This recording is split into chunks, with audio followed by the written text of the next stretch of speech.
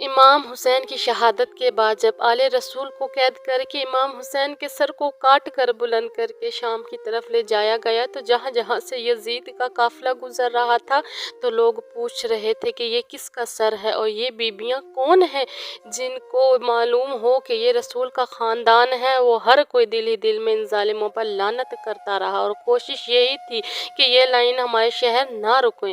तो ऐसे ही चलते चलते जब यजीद का काफिला शहर करदान पहुंचा तो लोग पहले से बाखबर थे कि फौज यजीद ने अल्लाह के रसूल के नवासे को कत्ल किया है और आले मोहम्मद को कत्ल किया है। तो उन्होंने अपने शहर के दरवाजे बंद कर लिए। काफिला शहर के बाहर ही रोक गया और यजीद की फौज दरख्तों के साए में बैठकर सोने लगी। जब रात होने लगी तो राहिब करीब आता है, देखता है कि एक नूरानी सर है जिस पर आसमान से फरिश्ते आकर सलाम कर रहे थे और इमाम हुसैन अलैहिस्सलाम का सर कुरान की तिलावत कर रहा था। तो राहिब जैसे ही घर पहुंचा पूरी रात सोचने लगा कि ये किसी मुकद्दस हस्ती का सर है। तो फौरन सुबह आकर इन सिपाहियों से पूछने लगा कि ये किस हस्ती का सर है।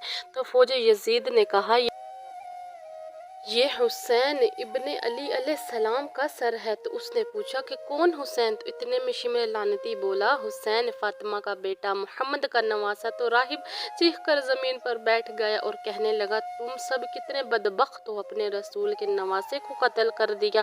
और ये औरतें कौन है। तो शिमर बोला, ये रसूल की नवासियाँ और बेटियाँ हैं। तो राहिब रो कर बोला, ए शिमर, मुझे इस मुकद्दस सर को एक रात के लिए दे दो। शिमर बोला, ये काफिला शाम जाकर रुकेगा क्योंकि हमें यजीद से बहुत बड़ा इनाम मिलना है।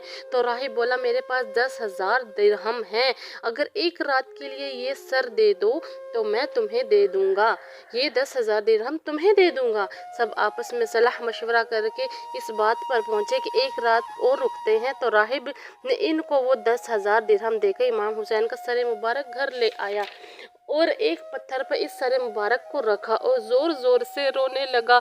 तो सर मुबारक से आवाज़ आई, ए राहिब, याद कर जब तू बे औलाद था और औलाद की दुआ कराने मेरे नाना के दरबार में आया था और तेरे मुकद्दर में औलाद नहीं थी, तो मैंने अल्लाह से दुआ करके तुमको औलाद दी, तुमको 7 बेटे अता करवाए। तो वो राहिब बोला, एक मर्तबा तो तुम राहिब ने बोला था कि ए हुसैन, एक मर्तबा हमारे घर आना। तो ए राहिब, आज मैं हुसैन तेरे घर आ ही गया। तो जैसे ही इमाम हुसैन के सर से ये आवाज़ सुनी तो राहिब ज़ोर ज़ोर से रोने लगा और बोला कि ए मेरे आका हुसैन, मुझे माफ़ कीजिएगा कि अगर मुझे मालूम होता तो मैं भी अपने आपके कदमों में कुर्बान होता। तो इमाम हुसैन अलैहिस्सलाम ने फरमाया, ए राहिब, अल्लाह की मर्ज़ी ये है कि अल्लाह का दीन मेरे खून से ज़िंदा होना था। पूरी रात वो मौला हुसैन के सर से गुफ्तगू करता रहा। जब सुबह का वक्त आया तो राहिब ने सोचा कि मौला हुसैन का सर मैं वापस कैसे करूं। तो तारीख़ में लिखा है कि वो 7 बेटे इमाम हुसैन की दुआ से जो मिले थे, इनमें से एक बेटे का सर कलम करके शिमर के पास ले गया। शिमर ने सर को देखा और बोला, ये हुसैन का सर नहीं।